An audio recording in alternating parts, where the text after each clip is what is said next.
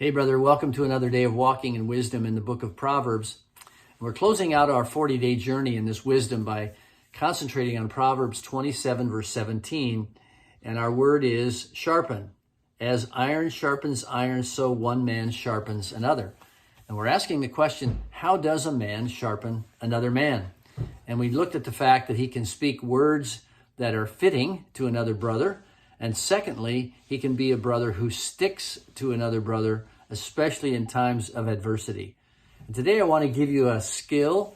I want to help you to remember something that you can do with a brother who's struggling, some type of crisis, some kind of difficulty in his life.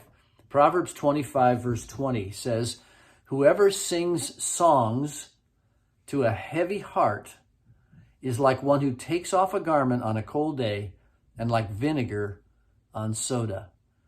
Now, when it talks about singing songs, it's not talking about singing songs of sorrow and lament or the blues. It's talking about singing some yippee-skippy song, some platitude spoken into somebody's life to help them in a time of crisis.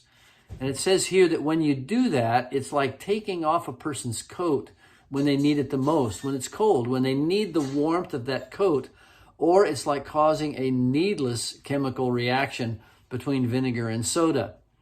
Instead, what we ought to do is ask to be a man of understanding, and that's our word for the day. How can I be a man of understanding when another brother has a heavy heart? Well, let me give you a couple of basic skills you can use. Number one, you can ask him, what has happened? Just what has happened to you?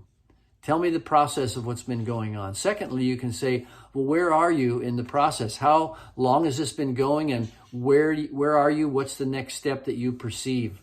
Thirdly, you can ask him, well, how have you approached this? What are the tools that you're using? I'd be glad to open my own toolbox. If there's anything I can offer you in a time like this, I'd just be glad to share with you my own experience. And finally, you can just say, is there anything I can do? Maybe it's unrelated to the crisis. Maybe it's unrelated to the whole issue that he's going through, but it's a detail. It's just a weight on his shoulders. You could take that off his shoulders and take care of that for him. This is one of the things we need to do as men of understanding, is to just listen. What we don't need to do is to say to some brother in difficulty, I totally understand what you're going through, because you don't. You may have had a very similar experience that has upped your empathy for him in this time, but you really don't know what he's going through, and you certainly don't know how he's processing what has come his way.